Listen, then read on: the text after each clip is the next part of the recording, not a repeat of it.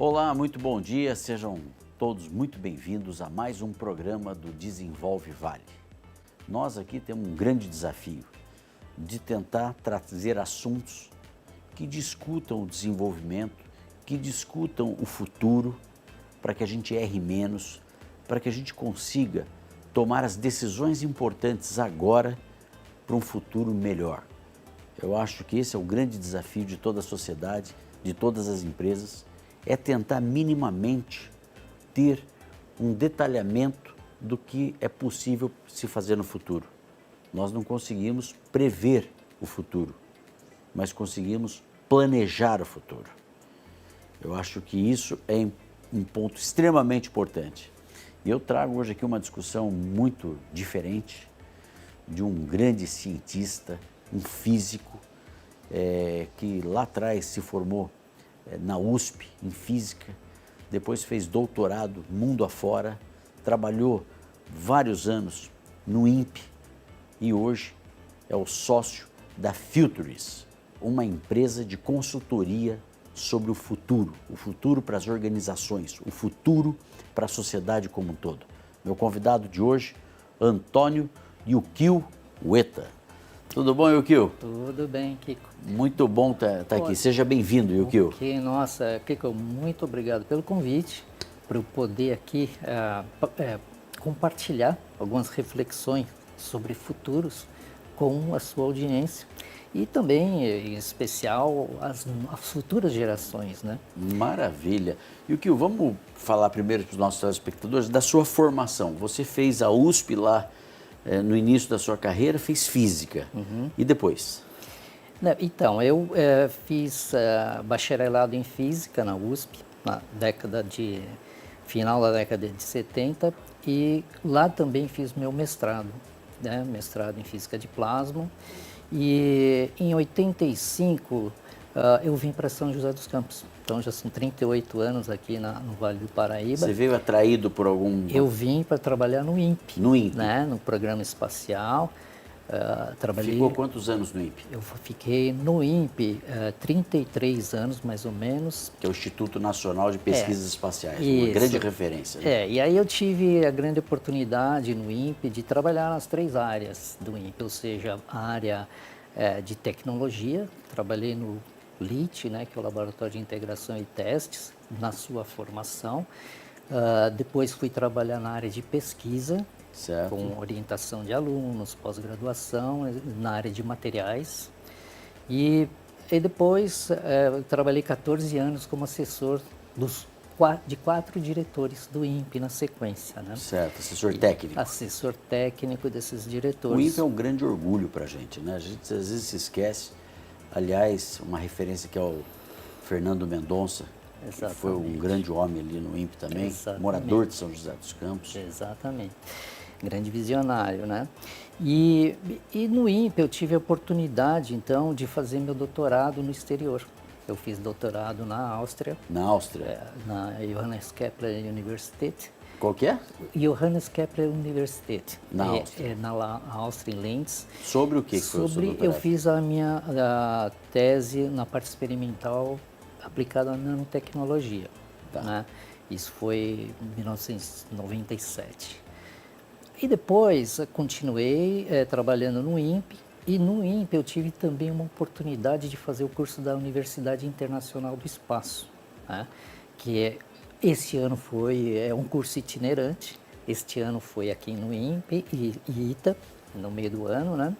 Eu tive a oportunidade de participar, né, pelo lado da Universidade Internacional do Espaço, dando aula, workshops, né, ajudando na parte acadêmica. Mas em 2007 eu fui aluno desse curso. Né? Que é um curso de? É um curso que chama Programa de Estudos Espaciais. Programa de Estudos Espaciais. São todas as áreas, são 7 departamentos. Né? Certo. E qual que é o foco desse curso? O foco desse curso é preparar as pessoas que estão atuando na área espacial e os alunos que estão entrando, né, nesse mercado. Na área espacial. Para aprenderem tudo sobre espaço. Não só a parte de fazer foguete, fazer satélite, essas coisas que são tecnologia, mas também a parte de ciência espacial, de observar astronomia, astrofísica.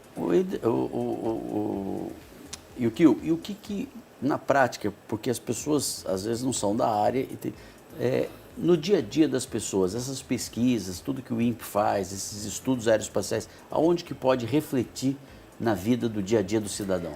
Hoje em dia, mais do que nunca, né, é que a área espacial, ela está muito na nossa vida, né? Tipo, a gente tem, por exemplo, o Waze, né? A gente está usando satélites, né? Satélites ali que estão numa órbita a média, que a gente chama. Tem sensoramento remoto, previsão do tempo, controle de desmatamento da Amazônia, tudo isso daí. Por exemplo, o INPE está dentro desse contexto. Quer dizer, toda essa parte de agilidade de comunicação, os satélites, o Waze, saber onde você está. Quer dizer, tudo isso na prática, as questões climáticas, né? Questões climáticas. Está muito importante, né? Isso. Então, a parte espacial, e isso, né, que eu estava falando em 2007, tive a oportunidade de fazer esse curso da Universidade Internacional do Espaço. Eu tive contato com um futurista chamado Jim Dator, e eu pensei, nossa, ele está pensando muito lá na frente e isso daí pode trazer benefícios para a humanidade, né? A forma como a gente pode criar cenários de futuros e ir atrás, né? De fazer acontecer, como você bem falou aí na sua introdução.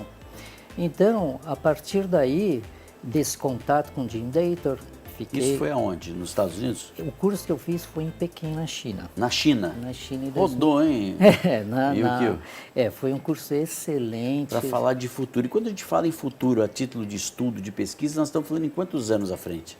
Então, existe uma diferença entre, nas organizações, o planejamento estratégico e o foresight estratégico, né? Que nós vamos falar também um pouco mais em detalhe.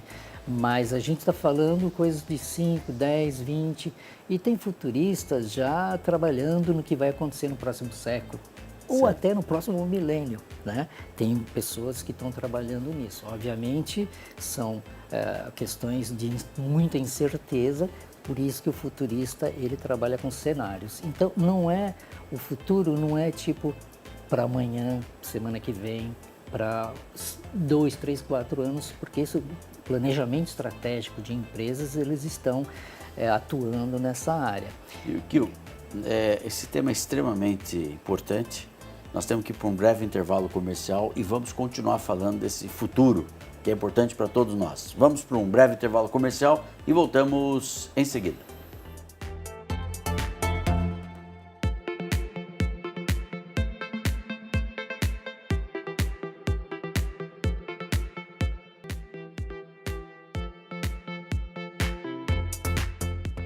Muito bem, estamos de volta. Hoje um tema extremamente importante. Eu falava no primeiro bloco que a gente não consegue prever certinho, né, o futuro, mas a gente consegue estudar o futuro, a gente consegue planejar o futuro. E hoje eu estou com um dos maiores especialistas aqui sobre o futuro. Um currículo invejável, cursos no mundo inteiro com doutorado e tudo mais. E o que é planejar o futuro? Como que isso se traduz na prática? Porque às vezes parece que é uma coisa muito abstrata, assim. Como é que são os passos? O que significaria planejar esse futuro? Então, Kiko, os futuristas, eles praticamente têm duas áreas distintas. Uma que se chama Estudos de Futuros. Estudos de Futuros. E onde é uma área mais acadêmica, onde os futuristas estão ensinando, capacitando, treinando as pessoas, os alunos, as crianças, inclusive, né? Tem muitos futuristas trabalhando com escolas do fundamental, colégios, né? Ensino médio e faculdade, para prepará-los para o futuro, mas de uma forma acadêmica. E tem também os futuristas que trabalham com foresight estratégico. O que seria isso? Que seria o paralelo do planejamento estratégico. O foresight é uma previsão estratégica, visando mais lá na frente, né? As duas áreas, estudos de futuros, né, e os foresight estratégico, eles trabalham com os mesmos fundamentos e com os mesmos métodos, mas com objetivos diferentes. Enquanto a parte de estudos de futuro visa mais a parte acadêmica, escolas, o foresight estratégico ele visa mais consultoria para empresas, né, organizações e tudo mais. E nesse horizonte também de 5, 10 anos? 5, 10 anos, tal. Porque a velocidade, desculpa só colocar um ponto, a velocidade das mudanças estão assustadoras. Exatamente. Né? Eu acho que, eu não consigo imaginar hoje alguém parar de pensar em atualizações, em comportamentos, o ser humano está mudando, o consumo está mudando. E esses estudos, é possível prever tudo isso? É aí que entra a importância de um futurista, né? Nessas transformações muito rápidas que a gente já ouviu falar muito de mundo VUCA, mundo BANI, né? Essas transformações disruptivas, tudo que está acontecendo. E empresas, elas estão se quebrando, né? Quebrando no meio do caminho porque elas não estão tendo como acompanhar tudo isso. Elas às vezes querem se fixar no porto seguro deles, né? Só que a transformação está tão rápida que competidores estão engolindo, né? Os concorrentes engolem essas empresas que estão... O exemplo clássico que a gente tem aí, né? Da Kodak, da Blockbuster, por exemplo, foram empresas que não quiseram acompanhar essa transformação. Aliás, essa transformação que você fala já tinha, na década, assim, 1970 ou 60, meados de 60, já tinham grupos, ele já tinha essa visão. Vai acontecer alguma coisa muito rápida. E tem até o livro famoso do Alvin Toffler, né, O Choque do Futuro. E também um grande grupo que estava lá, deram o nome de Clube de Roma. Esses já eram pessoas que em 1970 já estavam vendo que ia ter essa transformação rápida. Não, eu acho que isso que é extremamente importante, né? Falar aqui para os nossos telespectadores, não importa o tamanho da sua empresa, não importa o seu dia a dia, mas você tem que buscar saber o que vai acontecer a médio e longo prazo, porque comportamento muda, o consumo muda. E as informações estão muito mais rápidas. Né? E você faz esse trabalho dentro das empresas? Sim. A sua empresa é uma empresa de consultoria que faz esse planejamento de futuro para as empresas. Isso na linha do foresight estratégico. Foresight, sim. Mas só para lembrar, tanto o futurista que é da área acadêmica quanto da área de foresight, ele tem que fazer visualizar as coisas, como você falou. A gente trabalha, por exemplo, com uma sigla em inglês, uma abreviatura que chama STIP, que quer dizer, o S é de social, a gente tem que olhar para o que está acontecendo de mudança social, essas coisas. T é de tecnológico, lógico, as inovações, né? Tudo que está acontecendo, as startups, a gente tem que estar de olho. Né? Primeiro E é o econômico. Está mudando alguma coisa economicamente no Brasil, no mundo, né? E o E é a sigla de environment, que é em inglês meio ambiente. A gente tem que olhar para o meio ambiente também. Tudo que está implicando na nossa empresa, na corporação, na organização, tem que estar levando isso. E o P é o P, por exemplo, da área política. Pode repetir a sigla de novo? Então, É o STIP. S é social, T tecnológico, E primeiro é econômico, segundo de meio ambiente, que é o environmental, e o terceiro é político. Mas a gente também olha outras questões, que seria a parte de legislação. O que está acontecendo com a legislação? Você não vai ter uma empresa que está contra uma lei. Né? Outra coisa é inclusão social, educação. Né? Hoje tem metaverso, tem várias ferramentas que estão mudando o futuro de quem trabalha no business da educação. Né? Então, tudo isso daí a gente trabalha. Agora, assim, como tem métodos, tem toda a questão fundamental, teoria, né? Existem até 3 leis rapidinhas que eu vou colocar aqui. Primeiro, são as leis de Dator, que é o Jim Dator, né? Futurista que esse ano completou 90 anos. Está vivo ainda? Está vivo, tá na Universidade do Havaí. A primeira lei dele diz o seguinte: o futuro no singular não existe para o futurista. O que existe é o futuro no plural, ou seja, os futuros. Por isso que os futuros ele tem a ver com cenários, né? Então a gente vai ver todos os cenários possíveis, né? Plausíveis, prováveis, e a gente vai chegar num preferido, né? E esse nessa lógica, o futurista trabalha muito ligado com o planejamento estratégico das empresas. Sim. E a segunda lei dele é interessante porque ele diz: toda ideia útil para o futuro, ela deve ser ridícula. Por quê? É bastante interessante isso, né? Porque, por exemplo, você pega o próprio smartphone, o iPhone, quando Steve Jobs lança o iPhone, ele não foi aceito imediatamente Sim. pela própria empresa. Quer dizer, teve que quebrar um paradigma Ele ali, teria né? que quebrar um paradigma. Então, essas são as ideias futuristas interessantes. Eu lembro quando eu era mais jovem, né, que os filmes a gente assistia e as pessoas falavam no carro com o telefone ainda com cabo. E a gente falava, nossa, só coisa de filme, né? Não, E hoje, para quem nasce agora, nem imagina que tinha telefone com fio. A ficção científica Já nasce teclando, né? Então, saber prever tudo isso é muito importante. E o que nós vamos ter que ir para mais um intervalo. Tá ok. A gente continua no Tá próximo bloco. Vamos para um breve intervalo comercial hoje, falando de futuro. E voltamos em seguida.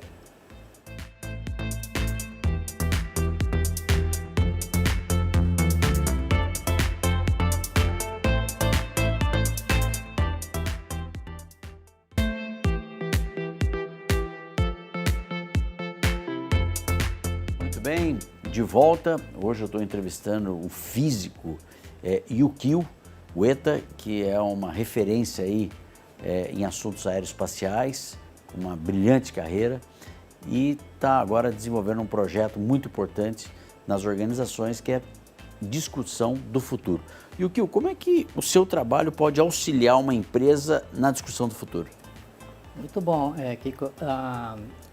Nós podemos, assim como uma consultoria de foresight, primeiro a gente pode trabalhar na parte educacional das crianças, dos jovens, né, a parte acadêmica, deles começarem a pensar no futuro. Aliás, só com parênteses nessa área acadêmica, as crianças, a geração alfa, aquela que nasceu depois de 2010, Sim. Eles são os candidatos a entrarem lá em 2100. Ou seja, eles vão ser a geração que vai estar ali já no próximo século. No próximo século. Né? Então, a geração alfa, que nasceu depois de 2010. E os filhos da geração alfa, que ainda nem nasceram, Sim. também são as pessoas que... Então, nós temos que prepará-los para eles poderem entrar também. E nós também, né? O máximo que a gente pode fazer. Certo. E, aliás, só um detalhe que eu esqueci de falar. Uma definição de estudos de futuros dada pela pesquisadora Jennifer Dietler, que é uma psicóloga da Austrália, ela diz que estudos de futuros é a ciência e a arte da gente assumir responsabilidades a longo prazo daquilo que a gente está fazendo hoje. Tá certo? Então nós temos essa responsabilidade, né? Então por isso que pensar no futuro existe uma forte atuação no hoje. Então, é aí que entra, por exemplo, a Futures. A gente pensando hoje para ajudar as crianças, os jovens, as empresas, as instituições a pensarem no futuro de forma responsável, né? Tá. E então, a gente pode, assim, temos palestras, temos mentorias rápidas para aquelas pessoas das empresas que querem quero entender isso, quero começar a usar, quero entrar nesse assunto. Temos também workshops para levar para as empresas, os métodos. Mas isso que eu ia falar, dentro de uma organização, é possível você trazer métodos para que eles possam discutir futuros produtos, tendências, que acho que é isso que interessa para a empresa, né? É lógico. A gente trabalha com vários métodos de futurismo, né? Tem o método da roda de futuros, que é o mais simples, né? Mas é tão simples que criança pode fazer, mas CEO de empresas também utilizam. Certo. Né? É aquela primeira visão que a gente tem das implicações do que a gente está pensando como tema central. Então tem a implicação da implicação e assim vai. E nesse mapeamento, passando pelo STIP, né? o que tem de social, o que tem de tecnológico, legal, econômico e tudo mais, a gente consegue mapear onde estão os caminhos de riscos e oportunidades. Certo. Isso é importante para as empresas, né? E a empresa pode definir o futuro preferido, porque de vários tipos de cenários tem aquela que ela prefere. E se tem o futuro Eu acho muito importante isso. eles têm que bater o martelo nessa linha e botar todo mundo da empresa para trabalhar motivado nessa direção. Então podemos participar também de essas introduções disso que eu praticamente estou falando aqui, em feiras, em conferências. Eu acho que é um tema empresas. muito pouco conhecido da população. Pode parecer para algumas pessoas que não é algo tão fácil de ser feito, e por isso que a gente realmente, se quer se diferenciar, nós precisamos ter na nossa empresa, nós precisamos ter na nossa vida esse momento de pensar em futuro. O Desenvolve Vale fez recentemente uma viagem para Seattle, né, que é uma cidade ali onde a tecnologia, onde o conhecimento demonstrou um avanço econômico, um avanço de desenvolvimento, né? Lá nós visitamos a sede da Amazon, a sede da Microsoft, a sede da Boeing, da Starbucks, e ficou muito claro que hoje, para você buscar o crescimento e o sucesso, é necessário o conhecimento, um mínimo de visão de futuro. Porque um erro estratégico faz tudo parar. Né? Então, esse momento dentro das empresas, o que me parece extremamente importante. Sem dúvida.